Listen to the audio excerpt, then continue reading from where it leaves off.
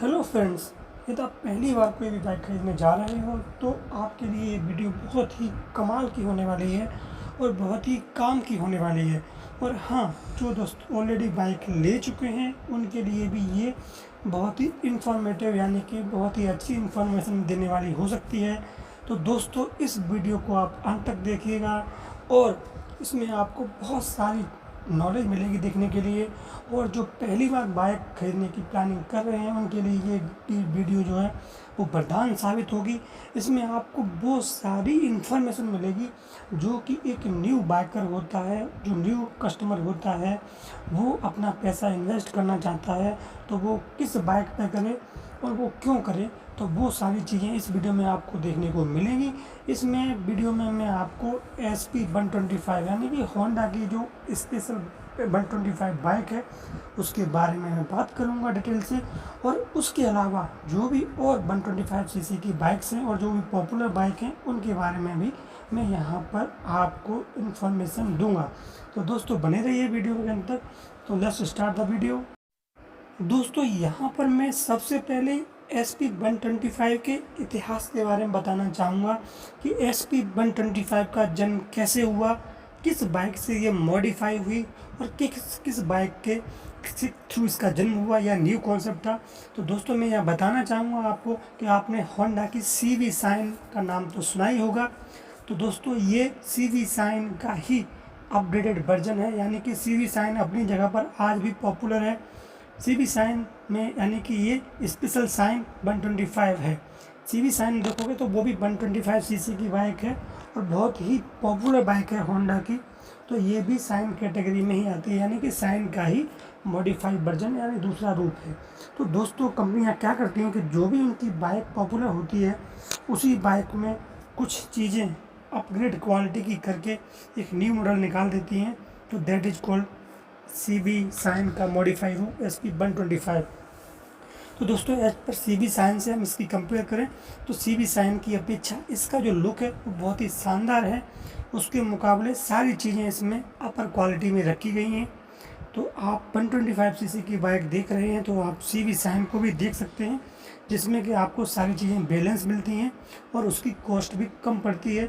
जहाँ तक main difference की बात है, SP125 में आपको डिजिटल इंस्ट्रूमेंट कंसोल देखने को मिलता है, लेकिन आपको CV साइन में एनालॉग इंस्ट्रूमेंट कंसोल देखने को मिलता है, यानी कि जो मीटर होता है, डिस्प्ले होती हैं, वो चीज़ें एनालॉग हमें देखने को मिलती हैं।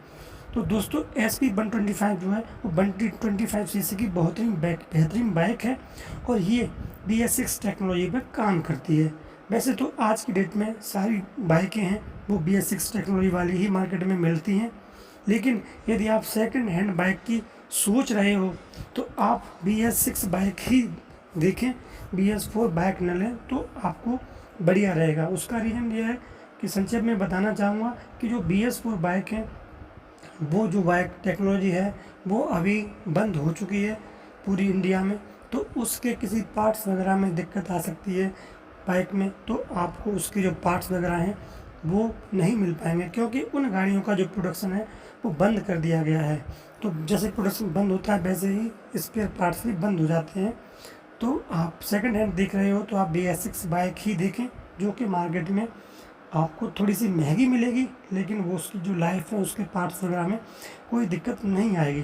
तो दोस्तों, 125 सीसी में SP125 में आपको डिजिटल इंस्ट्रूमेंट कंसोल मिलता है और इसमें आपको इंजन कट ऑफ भी अब ऐड कर दिया गया है, जो कि जो नया वर्जन आया है इसका नया मॉडिफाइड रूप SP125 आई है, उसमें कई सारी दिक्कतें थी वो भी अपडेट कर दी गई हैं। तो आज की डेट में इसमें जो साइड स्टैंड कट ऑफ का डिस्प्ले भी इंस्ट्रूमेंट कंसोल में देखने को मिलता है, तो उससे भी एक सिक्योरिटी फीचर इन्हेंस हो गया है। गाड़ी सेल्फ स्टार्ट होती है, डिस्क ब्रेक के साथ आती है। दोस्तों, यहाँ पे मैं तो आपको राय देना चाहूँगा कि SP125 का आप डिस्क ब्रेक ना लें तो ही बेहतर है, क्योंकि बाइक बहुत बढ़िया है, जो ड्रम ब्रेक है वो सफिशिएंट काम करता है।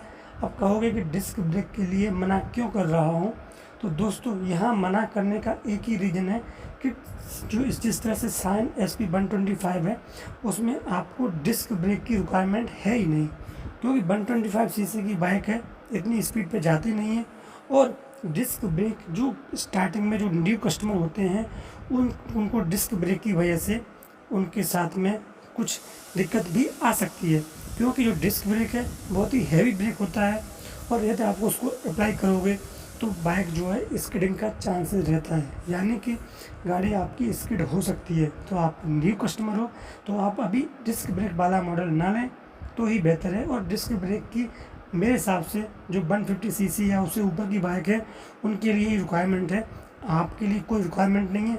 तो आप फालतू में 4-5 हज़ार रुपये एक्स्ट्रा खर्च करके डिस्क ब्रेक लो और उसके बाद में भी आपके लिए ही कोई दिक्कत हो तो आप डिस्क ब्रेक को अवॉइड कर सकते हो।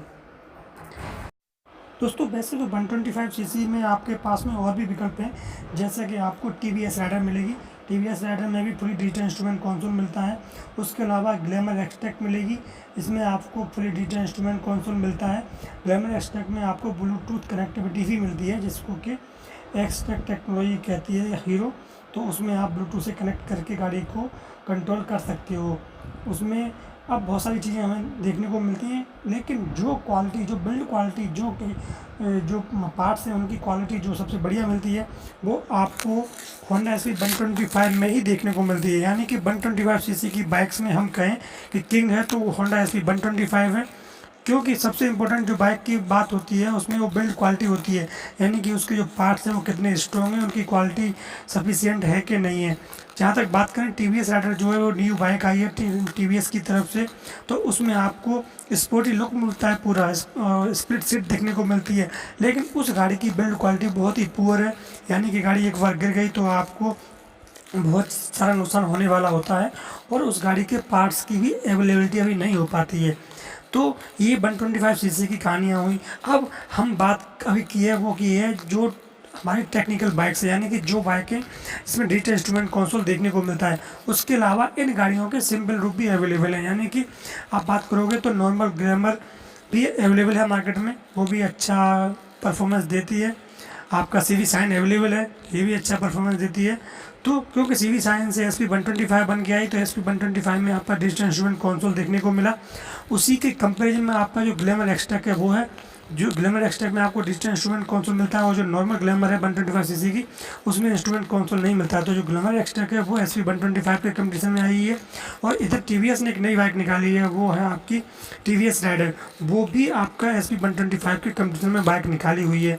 तो जो TVS राइडर है वो गाड़ी बहुत बढ़िया है, लेकिन उसमें जो माइलेज है वो थोड़ा कम मिलता है और उसकी बिल्ड क्वालिटी है वो थोड़ा सा डाउनग्रेड है, इसलिए मैं उसको सजेस्ट नहीं करूँगा। ग्लैमर एक्सटेक की बात करूँ तो ग्लैमर एक्सटेक बहुत बढ़िया बाइक है, लेकिन उसमें कभी कभी सेकंड थर्ड गियर के का फंसने का इशू में देखने को मिला था कई व्यूअर्स की तरफ से। और ये जो इशू है वो जनरली BS6 बाइक में हमें देखने को मिला था। ये पहले SP 125 में था, लेकिन अब वो रिमूव हो चुका है, यानी कि मॉडिफाई हो चुका है, वो उतनी दिक्कत देखने को नहीं मिलती है। उसके अलावा TVS राइडर में भी हल्का सा महसूस होता है। तो अब आपने ये देखा कि कुल मिलाकर के जो 125 सीसी में SP 125 है वो किंग बन के उभरती है। तो आपको यदि एक हैवी सी बाइक चाहिए और थोड़ा सा लुक वाइज अच्छी लगे और थोड़ा सा उसकी बिल्ड क्वालिटी भी बढ़िया हो तो SP 125 को देख सकते हो। यदि आपको नॉर्मल बाइक चाहिए 125 सीसी में तो आपके पास में 2-3 विकल्प हैं। एक CV शाइन है होंडा की जो बहुत ज़्यादा बिकती है होंडा की तरफ से, उसके अलावा आपके पास में हीरो की ग्लैमर है और TVS राइडर भी आपके पास में एक ऑप्शन है। तो दोस्तों अब डिसीजन आपको करना है, क्योंकि आप पहली बार यानी कि पहली बार बाइक खरीदने जा रहे हैं तो SP 125 आप ले सकते हो। आपके लिए ये गाड़ी सॉलिड साबित होने वाली है, आपको आगे कोई भी कहीं भी इधर उधर दिखना नहीं पड़ेगा। तो दोस्तों आई होप आपको वीडियो